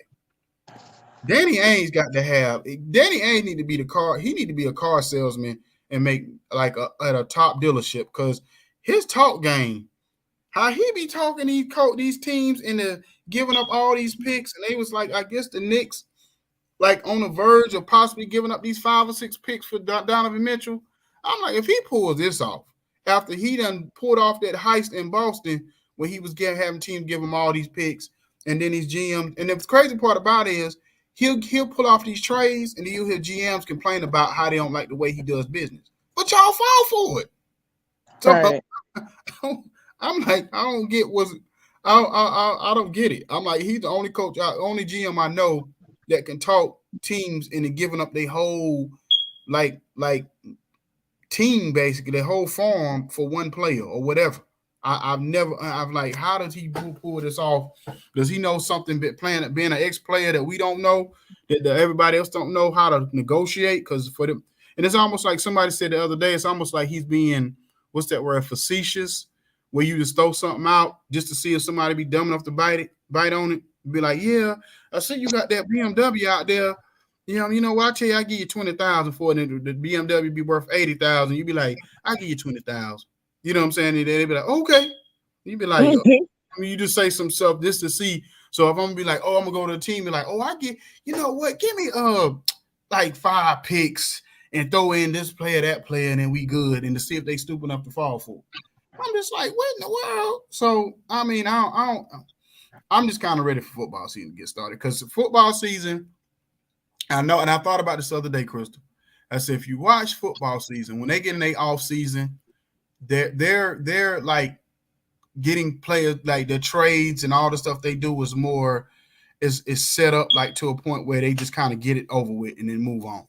It's not all this back and forth with the trade. And I understand the signing the players a little different, but the trading stuff that they do in the NFL and all that is a little bit, to me it's more cut and dry. It's a little bit easier, because I've always said I think you should put the free agency part before you put the draft, like the NFL does. I don't like the NBA's reverse thing where they do the draft and then do the free agency. I think you should kind of go into free agency like as soon as the season ends, and then figure out who you want and who you want to pick up, and then you go into the draft and then figure out the rookie situation and all that kind of stuff. I don't like the NBA, bro. I don't like NBA at all, bro. Like I just feel like the owners have no say so, and the players have all the say so. It's like it just my words. You might well step down as an owner and just give the players, just give one player the superstar of that team. Just let them own the team, because the owners got no say so, man. Well, you know it's about to be a lockout, right? The next time they come to the table, it's gonna be a lockout because they didn't get these players so much. They done went so far to the left with these players and their power in the NBA. These owners gonna take back that power. It's gonna be a lockout. Watch what I tell you. You know what I'm saying? I don't know how long it's gonna last, but it's gonna be a lockout where these NBA owners gonna take back. They're gonna take back some of that power. And Krista, I gotta be honest with you, Krista. You know, I'm for the young people. You know what I mean? I want to see them win. I want to see them excel in their life. But sometimes enough is enough, Crystal, man. Like they just be doing the most, man. And then when you try to talk with them on it, you know, they act like that you're wrong. You know what I mean? Like this whole new generation NBA, they make the most money, they get the most accolades, they have the most opportunities than any other era of basketball. And it seems like they're still dissatisfied. And man, it leaves a distasteful, feeling in a fan that loved the game of basketball mouth, a fan that loved watching the NBA mouth, man. I feel like they do the most. What you think on that? Well, it's gonna be a lockout, or when it's time to come back to the table or whatever with the CBA and all of that, it's gonna be some. They're gonna have to do some negotiating because of, like, I hate to say it, but it's because of players like Kyrie and Kevin Durant, like all the stuff they're doing right now. Like, you're asking out and you got 4 years left, and it's a big thing. You're not even playing your contract even close to out, and right. You got players just sitting out. Now and to me, Kyrie did have a right as far as the vaccination. He had a right not to want it. You know what I'm saying? I don't really think he went about his business the right way, but he had a right not to want it. We don't know he don't have to get that if that's not what he wants. But well, Krista, I'm gonna ask you a question. Mm-hmm. And you've been an athlete ever since I know you. So, do players really know what's in an IV bag? I mean, no. I don't think any of us really know what's in it. We trust what they say that's in it, and it does whatever it says. But I'm diabetic, and I do well with my diabetes. But can I tell you what's in that shot that I take every Wednesday? No, I can't. All I can tell you is the doctor say I only take one once a week, when some people take it 2-3 times a day. So I can tell you that she said that you're doing really, really, really well. But, have I asked her what's in that shot? No, I haven't. Can I tell you that have most players ask what's in the IV bag? No, they haven't.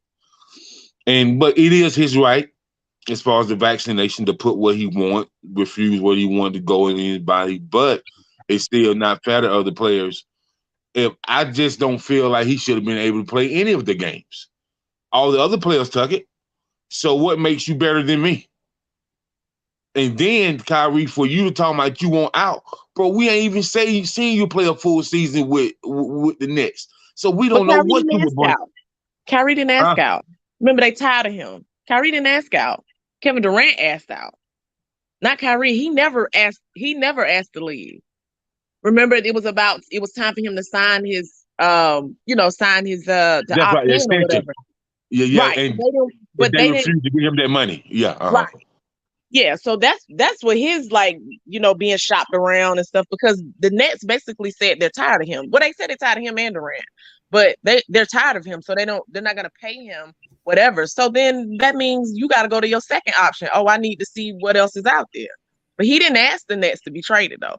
Durant asked the Nets to trade him. But you know what too? You know, I mean, I'm not even so much mad at Kyrie over that situation. It was more about the time when he took off for the 2 weeks. That bothered me more than anything because I'm like, how do you leave?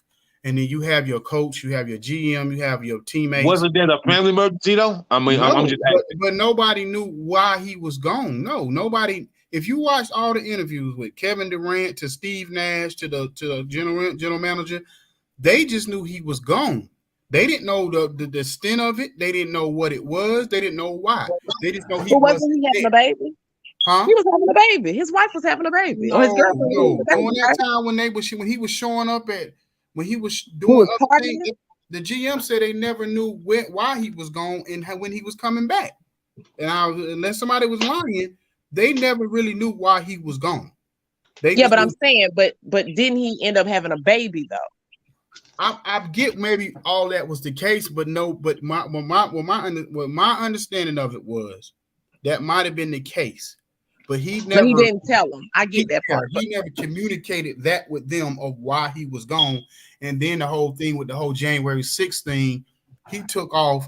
Bed's talking about he was mentally upset about what was going on. So you gonna tell me the other 400 players or whatever the NBA wasn't just as disturbed by what they seen on January 6th?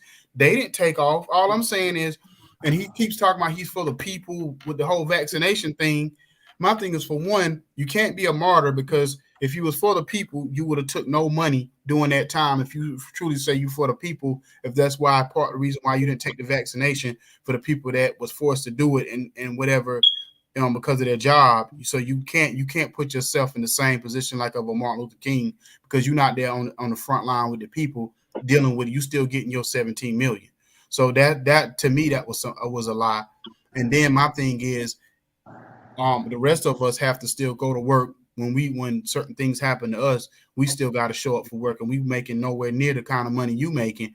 I get it. You may have personal situations come up every now and then, but it seemed like that Kyrie Irving feel like anytime he going through something, he could just go away and just sit down somewhere and then go home and play and do whatever he got to do versus everybody else who still show up to work every day. So that's my thing with him was that, you know what I mean? It's like he talks out of both sides of his mouth and your actions don't show. And I feel the same thing about Kevin Durant. I think Kevin Durant, he the hell of a player. Everybody is not King Kyrie. He shows up, but we have to get that through our head.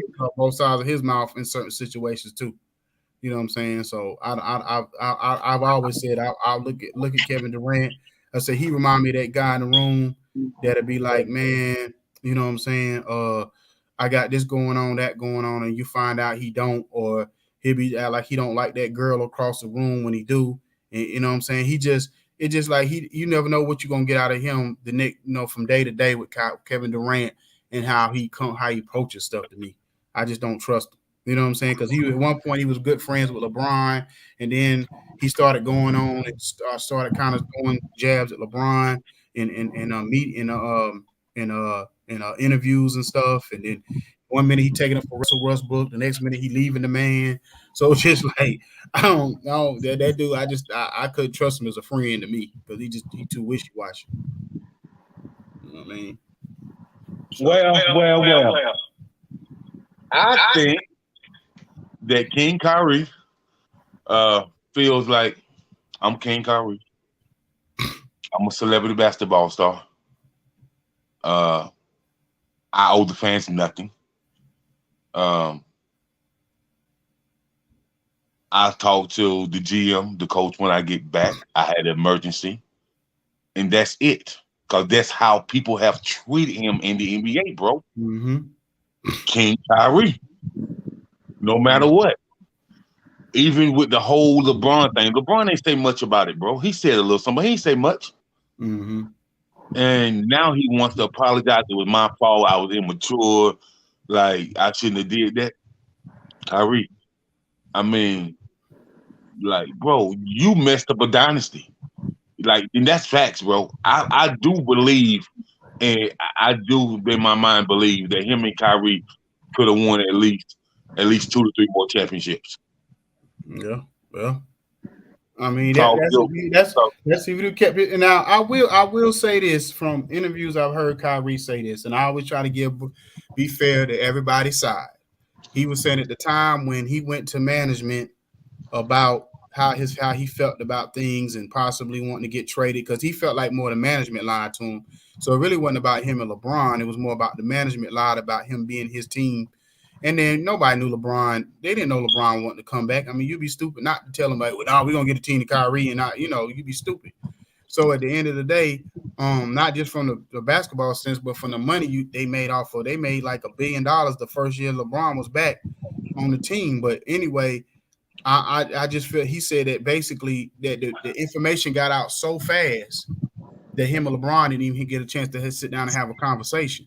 So by the time it got back to LeBron that he wanted out, it was too late for them to have that conversation, because it was like anything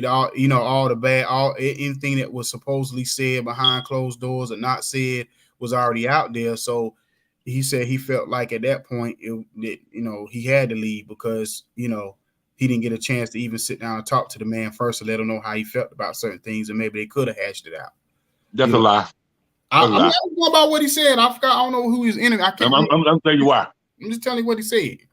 If we go back, look at interviews through the season, the postseason, LeBron has always given Kyrie those accolades, man. Right? Ass, man. But Kyrie to say that he was always discredited from having a certain type of role on the team where the team really value him, that's a lie, bro. LeBron always value you, bro. Like, Kyrie, you got in your feelings because quote-unquote fans, bloggers, sports writers would say that you would never be the man, that you can't take a team to a championship. So you got all of your feelings and you want to blame LeBron. That's not LeBron's problem. That's not his fault. Like, Kyrie was a bit emotional there, man.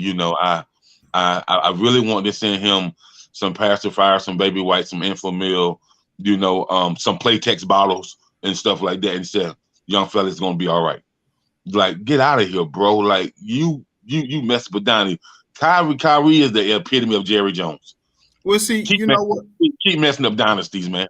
Like, Jerry messed up dynasty with Jimmy. We could have had one with Parcells. Mm-hmm. Like, get out of here, bro. Like, Kyrie, bro, you had a good situation with Boston. You had a good situation with Cleveland, bro.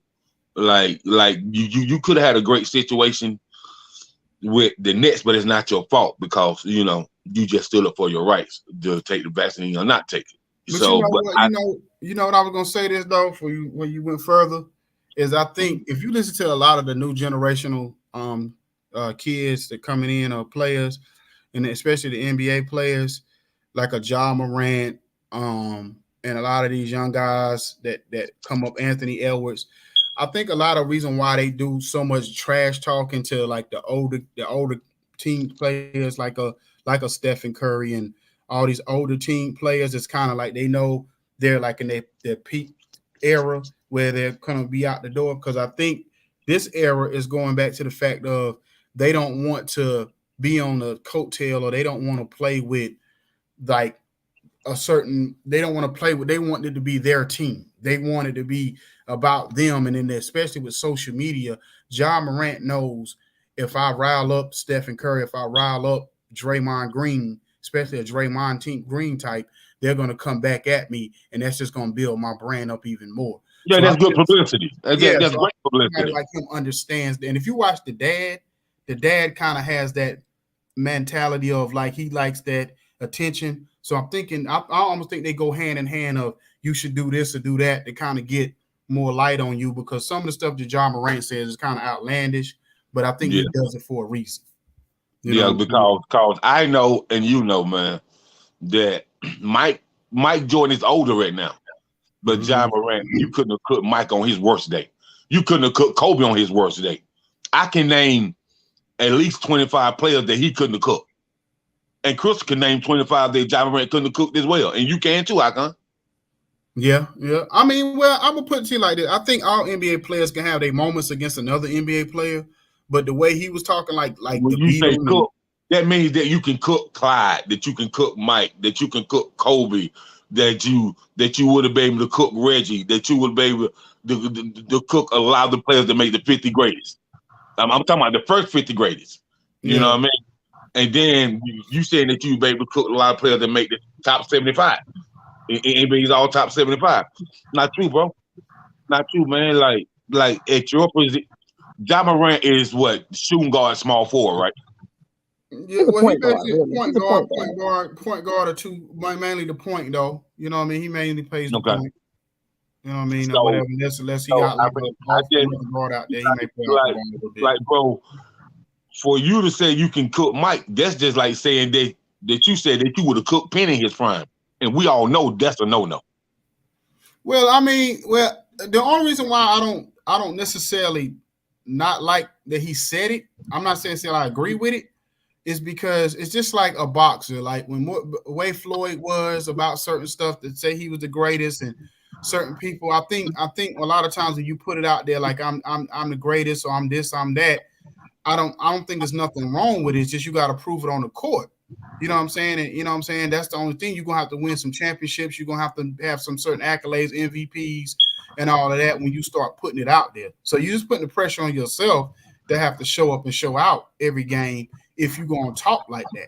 So I don't mind him talking as long as he back it up. But I just think that, like I said, I just think people get caught up in what he said, and I'm just like, at the end of the day, that joker know what he doing because he do it against everybody in you know, in the NBA now. He talks a lot of trash, and his teammates be right there behind him. But I just think that he does need that. But he ain't proving nothing though, bro. I know. Like you don't have no MVP. Like you ain't even made it to the Eastern Conference Finals. Like much less make it to the NBA Finals, man. Like, bro, you ain't really proved. Yeah, you good at what you do, but you're not great at what you do. It's a difference, man. Steph Curry is great at what he do. You know what I mean? But my thing is, what, you know, at the end of the day, like I said, we're in the social media era. Is it gonna get more ratings? And they now you're gonna want to have Memphis go, even if they get considered like the bad boys of the NBA or the whatever, or the most hated team in the NBA, or you gonna want to see them on TNT every week now when you get a Ja Morant out there talking trash? Now he created a rivalry that really wasn't a rivalry. He created a rivalry between Memphis and Golden State that really wasn't even a rivalry. But Ja not gonna be able to take it though, Icon. You know why? Because when you have all these greats that voice their opinion, like Dr. J, like Magic, like Dominique Wilkins, like Isaiah, like Jordan, like Clyde, like when he start having all these greats that's proving themselves, you know what I mean? That's Hall of Famers start clapping back. He ain't gonna be able to take it, man. He won't be able to take it. I mean, but because I can tell you this right here, Barkley gonna clap back. Let him keep running his mouth. Like Barkley don't hold no punches when it comes to this younger generation. But see, that's the thing. That's the whole point I'm making though, is that these new generational kids don't care about none of that. They don't care about the old heads. They just think the old heads is hating, and they gonna move on. Even Kevin Durant and certain players in the NBA now, they clapping back at these older players because they just saying, "Listen, how you gonna talk a Barkley that you ain't never won no championship, so you can't even get in a conversation with me about certain stuff." So some of the younger players in this generation don't care about what the old heads said. That's why Draymond going at Skip Bayless, because it's like at this point, it's like, listen, y'all enough is enough. Y'all done dogged us out and said that. And the one thing I like the fact that Draymond is coming back at Skip Bayless, because the two things that I've always disliked about Skip Bayless is, one is that you built your whole career dogging out LeBron James or whatever, and no matter what he's done, you found a way to dog him out. I can't let him tell it. He had a career way before LeBron came in the league. Nobody cared about, and then the whole thing, the names you give people, the nicknames you calling Bosh, Spicy, what do you call it, Spicy Bosh or whatever it was called, and it was like kind of almost like people took it as like, you know, it was already kind of a thing that some people thought he was gay anyway, and you kind of took it, and then people kind of jumped on that or whatever. You give people certain nicknames, I think that's offensive. And even when Jalen Rose called you out about it, you still doubled down on it or whatever. And then the thing about it now is you got mad with Charles Barkley, and then you want to try to basically get Charles Barkley arrested damn near off of what he said about you. And then when players come at you and say certain things about you, then you can't take it or whatever. You can't take them coming at you, but you feel like you can come at them any kind of way. You know what I'm saying? So I'm just like, I'm kind of glad in that connotation that these younger players is taking some of the control back in that. But to go back to the John Morants of the world and all that, these young players don't care about it. But young people in general in society don't care about old heads, especially if you ain't got no money or whatever and got no power. Shoot, they look at you like, oh, you an old man that's broke. I don't care about you. You know what I'm saying? How you gonna change my world? So I think that's how these young cats looking like, bro, you don't got no championship or you retired. Why you hating on us? You know what I'm saying? Go off into the sunset and do it. Because like Shannon Sharp was on the episode one time and he was so frustrated because he was like, these young people, this new generation feel like if you didn't play their game, you can't have a critique on it. But he's like, no matter how much studying I do, I could have a critique on it. Just because I didn't play your particular game doesn't mean I don't have a right to be able to voice my opinion on it.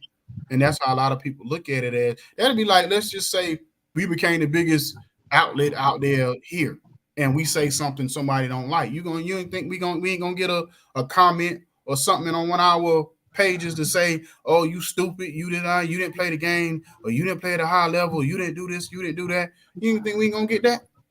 You know what I'm saying? I get some of them type of conversations now, you know what I'm saying? Just off of, when I have certain debates or whatever. And Kay and Steve would tell you, shoot, they done have people talking about they're going to run down on them. You know what I'm saying? On some of the debates they done had. You know what I'm saying? Or whatever. So, but anyway, man. So, like I said, I'm just ready. Playing the game is one thing, and studying the game is a whole nother. Yeah, a lot of people can play the game, but people don't play the game, I feel, may go in depth and study a little bit more. Just like the reason I know that people don't study the game, because, people act like the players, like the younger generation act like the players before them ain't did nothing. Mm-hmm. And when I say study the game, I just don't mean Magic, Bird, and Jordan. Mm-hmm. I mean actually study the game. You know what I mean? Because if I was a point guard, and I would want to study somebody like the Big O. The Big O did a lot, bro. You know what I mean? Mm-hmm. He did a lot. So and if I was a shooter, a spot up shooter that can take off dribble or just come off the screen and shoot, I want to study somebody like Drazen Petrovic. You know what I mean? I want to study somebody like Chris Jackson. You know what I mean? Like it's a lot of players that we can name that we feel like athletes should study. You know what I mean? As far as the new generation. And it's funny you say that, and I want to get Crystal chime on this before we get up out of here. I know everybody says that all these especially new analysts, they mouth be salivating, they be slobbering over themselves of talking about how they feel like Kevin Durant is possibly the most skilled player in NBA history as far as whatever. And I said, well, most of that has to do with the size, not just how he could put the ball in the hole. And if you look at the history of basketball, it was players that could put the ball, Bernard King, you know what I'm saying, that people don't talk a lot about. It's a lot of players back in the day that could shoot that rock. Mitch Richmond or whatever, who didn't have the height on them, they could give you 40 or 50 on a nightly basis. So it was players in the history of the game that could shoot the ball, you know what I'm saying, as well as just that with Kevin Durant is unstoppable because he can shoot over the top of you or whatever the case may be. But then if you put a little pressure on him, a little heat on him, as Boston did, it showed that he does have a little kryptonite in his game. And my thing, if he's so skilled in an era where defense is not prevalent, why does he have more 50, 60 point type games? You know what I'm saying? Or whatever, if he's that lethal on the court. So my thing is, I think that whole comment is overrated to me. It's an overrated comment. Well, before you chime in, Chris, I just want to say this right here. If he was, the reason I know Kevin Durant is not what they say he is, as skilled as they say he is. Because I'm gonna say this once again. I've said it before on this show. Kevin Durant could not have tucked that Cleveland team that LeBron took to the finals when he lost against the Spurs. He couldn't have tucked that team to the finals, and I don't care what nobody say. 100%. I 100% agree. 100%. I do too. But what do you feel about the whole thing about him being overrated to a certain degree, as far as what they say about him, the most skilled? I don't think he's overrated when it comes to that specifically. Maybe overrated in like, is he gonna take a team anywhere? I mean, I think he's shown he doesn't really, and he said, not just shown, he said like he doesn't want to be.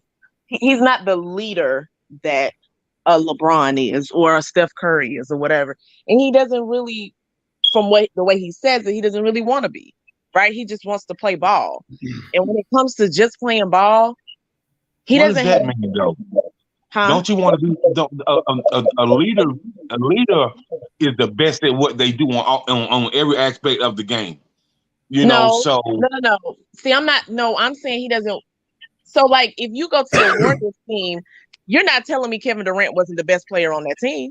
He definitely was the best player on that team. Hey, Crystal, listen, man. I have had this debate. I have heard people say this, professional commentators that make millions of dollars. They said that Kevin Durant was the best player in the postseason for them. But I just can't say that he was the best player because they already had winning of shit without him. So I can't say he was the best player on their team. Well, I can't because that don't have nothing to do with being the best player.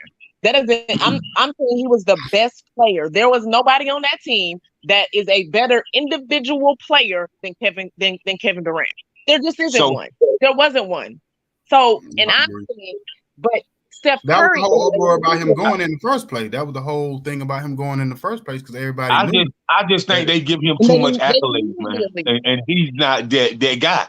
He's not that guy that can get you to that championship. He had to go to a team that was already built to even matter. Okay, that's fine. But individually, there wasn't a better player than him. And when you're talking about is he the most skilled? So are we talking about regular season, postseason, or what are we talking about, Crystal? Period. There isn't a player individually better than him. It wasn't a player better than he's top 3 in the league, top 4.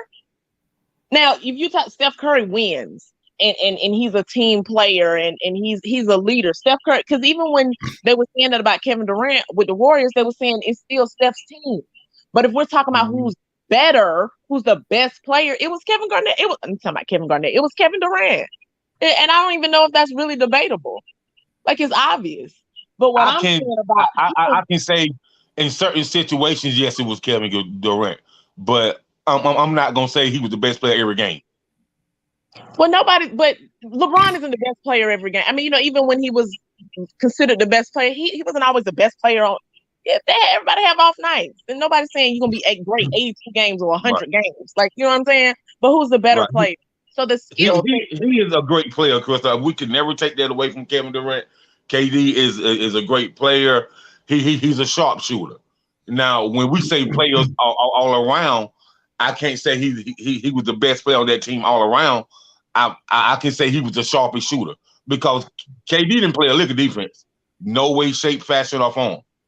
Well, none. I think he did what they asked him to do. He did what they asked him to do, and that was clutch in the fourth quarter. So when the moments where Steph Curry couldn't be clutch or whatever, I think that's what he filled that void of being that player that's going to hit. They only brought him there to be to help beat LeBron, bro. Even though he's more game-winning shots than anybody. They could not secure the bag again with LeBron being on that tear that he was at, man. Like they was like they needed some more help on their floor. So yes, Crystal, I can see why you're saying that.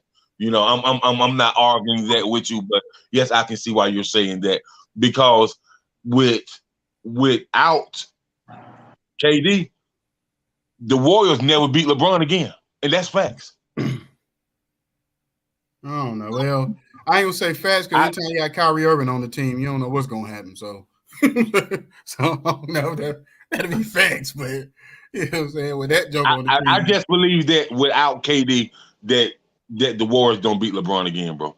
I just like cause I heard Steve Kerr say this, man, and this man was serious as 3 heart attacks. I went out and got KD because we needed to beat LeBron.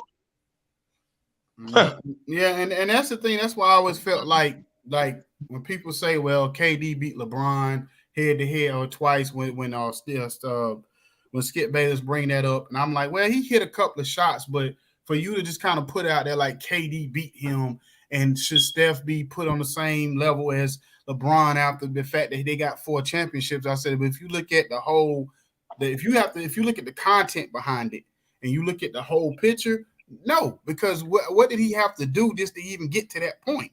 You know what I'm saying? Because you're not going to tell me he's going to beat them last couple of years straight up like that. If they play straight up, if Stephen Curry played LeBron straight up what he had and what both of them had, because I think it was evenly matched more so when it was Clay, Steph, and Dre, and it was Kevin Love and Kyrie Irving, LeBron and his squad. Once they got KD, all bets was off. You know what I'm saying? And unless LeBron would have went out and got Kawhi Leonard to go with that, then we could say, okay, we back to even playing field or somebody like that, or even Paul George, hell.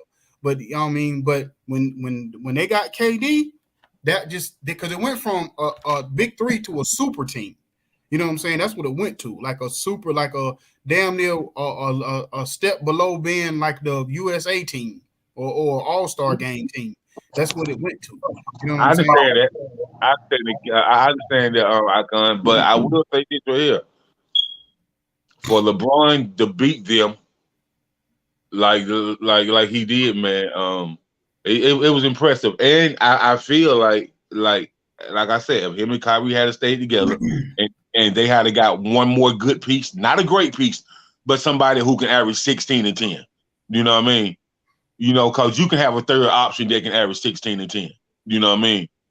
And so, you know, I just they kind of tried to, because that's kind of what I think they thought they was gonna get out of a J.R. Smith, but he wasn't consistent enough at times. But I think that J.R. Smith. No, I ain't talking about a slasher like J.R. Smith. I'm talking about a solid 16 and 10 that be on the block. That's what Kevin Love did, though. That's like literally those are his numbers. Yeah. So Crystal, you saying he actually averaged that? Yeah, he averaged that. It just didn't seem like it was too impactful, though, Crystal. That's why I said what I said. It just didn't seem like it was very impactful. You know what I mean? He had his moments. He had good moments. He had good moments. But I like LeBron better with Tristan Thompson because his even though he didn't put up them type of numbers, his impact on the floor was way better. Was way at a way higher clip. Yeah, he had a like a real manly presence. But type they energy. all be on the court at the same time, though. Yeah, but I'm just saying Tristan Thompson still had like a really gritty presence on the floor. You know what I mean? Because he would get those rebounds like a Dennis Rodman type rebounds where he would just be like out hustle you, and you know what I'm saying? And then he would, you know, of course he didn't back down from nobody. To be a light skinned brother, he didn't back down from nobody. What they got to do with it, bro? What they got to do with it, Icon? That don't got nothing to do with it, man. That ain't got nothing to do with it, man, by backing out for nobody. Like, man, y'all, boy, I try to tell you, man, that ain't got nothing to do with it. Yeah, you know, some of the light skinned brothers be sensitive sometimes.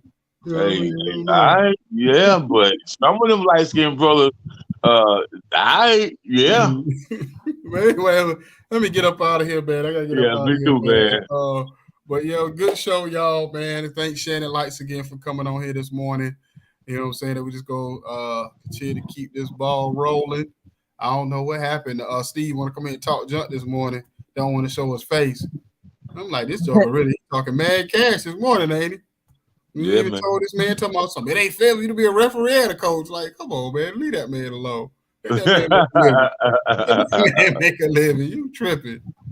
You know what I'm saying? But it's all good, man. Hey, Icon, man. Hey, man.